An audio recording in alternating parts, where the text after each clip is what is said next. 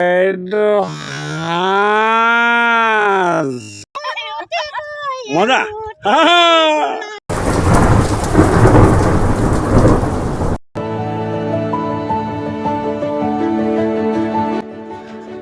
নমস্কাৰ প্ৰিয় বন্ধুসকল, আপোনালোক সকলোকে মই মোৰ ইউটিউব চেনেল সুন্দৰ সৃষ্টিলৈ আপোনালোকক স্বাগতম জনাইছোঁ।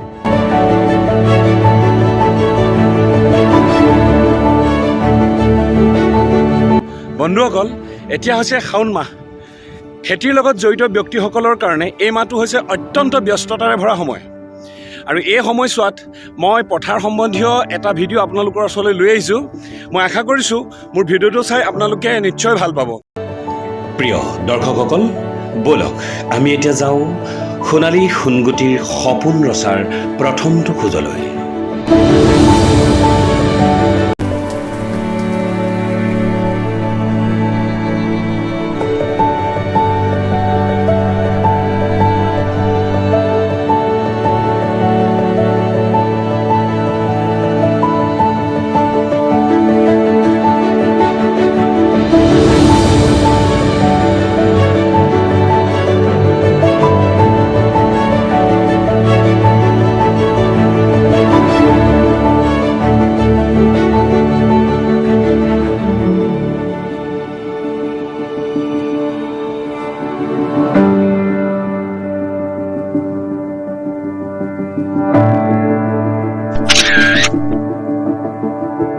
আজি সম্পূৰ্ণ 11 দিনৰ পাছত আহিছোঁ। 11 দিনৰ পাছত মোৰ কঠীয়াৰ বৰ্তমান স্থিতিটো কেনেকুৱা তাক দেখুৱাবলৈ আহিলোঁ।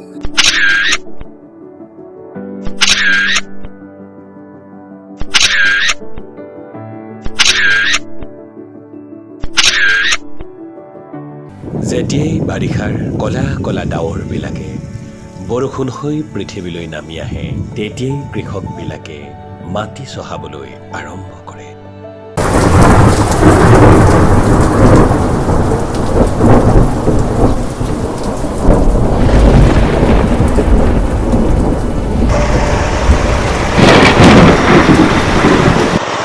কঠীয়া তোলা হাল চাহ পাইছোঁ আৰু এই কঠীয়া তোলাৰ পিছতে আমি ৰোৱতী হাল চাহ পাম।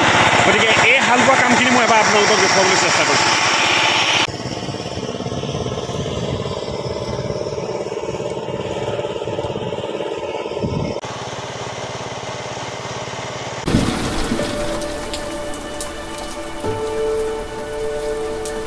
নিশা মুখলধাৰে দিয়া বৰষুণৰ পিছদিনা যেতিয়া কঠীয়ানিডৰা চাবলৈ গৈছিলোঁ, তেতিয়া এনে এক অপৰূপ সৌন্দৰ্যই বিৰাজ কৰিছিল। যেন কঠীয়া পাতত লাগি থকা বৰষুণৰ সৰু সৰু কণাই মুকুতাৰ দৰে উজলি উঠিছিল।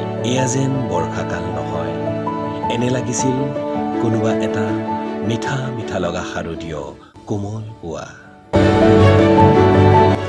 কালিলৈ 9 ভূঁইৰ কাৰণে আজি সাজু হৈছোঁ। এই পথাৰত ট্ৰেক্টৰ আহি উপস্থিত হৈছেহি আৰু অলপ সময় পাছতে আমি হাল বাম। ট্ৰেক্টৰ এইটো হৈছে ট্ৰেক্টৰ মালিক, এইটো ট্ৰেক্টৰ মালিক। কি নাম আছে? হয় নি? অ'কে, ঠিক আছে, তুমি আজি ভালকৈ হাল বাবা দেই। Thank U. ৰোৱতী চাই হাল বাবলৈ লৈছে। আৰু এতিয়া মই লৈ আহিছোঁ কঠীয়ানিলৈ। কঠীয়ানিত আহি সৌৱা মোৰ পিছফালে দেখিছে কঠীয়া তুলি আছে। মই আপোনালোকক আজি কঠীয়া তোলাখিনিও অকণমান দেখুৱাবলৈ চেষ্টা কৰিম। আৰু তাৰ পাছত কালিলৈ আপোনালোকক 9 ভূঁই গোটেই ব্যৱস্থাটো আপোনালোকক এবাৰ দেখাবলৈ চাওঁ।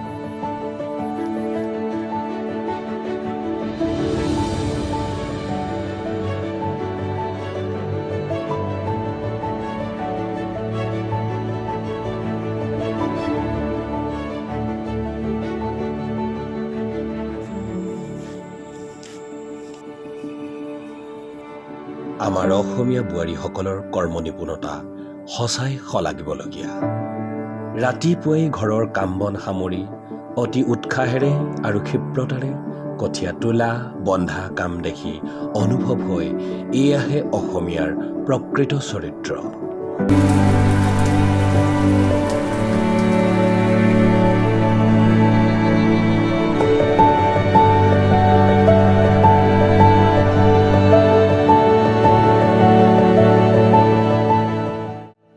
বন্ধুসকল, আজি 9 ভূঁই।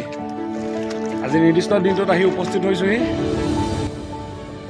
পৰম্পৰাগত কঠীয়া গোজ লোৱাৰ নিয়ম সামৰি শাওনৰ মেঘমুক্ত নীলা আকাশে দহা প্ৰচণ্ড গৰমকো নেওচি ৰোৱনীসকলে আনন্দ মনে ৰোৱা আৰু চেক বুজি বিহুনাম গোৱা দৃশ্য আজি সঁচাই বিৰল।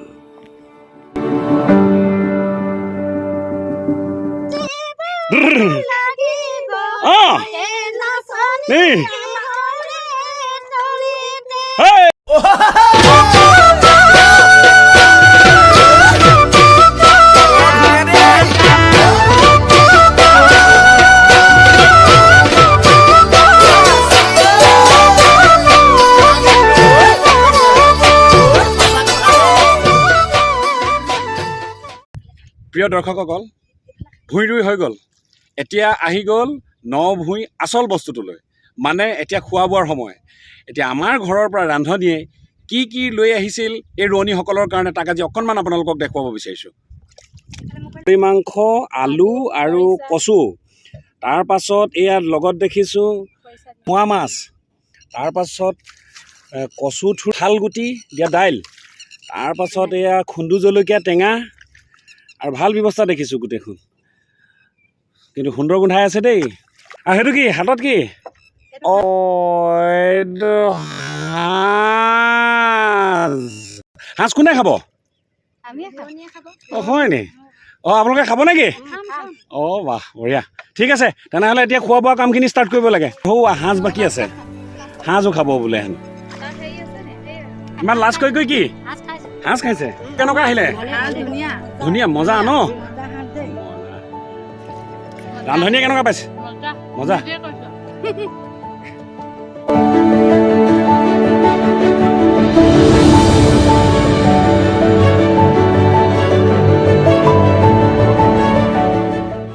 বন্ধুসকল, আজি ন ভূঁই ৰুই হৈ গ'ল আৰু ন ভূঁই পাছতে খোৱা বোৱা কামখিনিও আমাৰ শেষ। আৰু বেছি দেৰি থাকিব নোৱাৰি, পথাৰ সাংঘাতিক ধৰণে গৰম হৈ আহিছে পানী, আৰু ওপৰতো সাংঘাতিক ৰ'দ। গতিকে বেছি দেৰি নাথাকোঁ আৰু ভিডিঅ'টো ইমানতে সামৰণি মাৰিছোঁ। আশা কৰিছোঁ আপোনালোকে ভিডিঅ'টো চাই ভাল পাইছে। ধন্যবাদ। আজিলৈ তেনেহ'লে সামৰণি মাৰিছোঁ।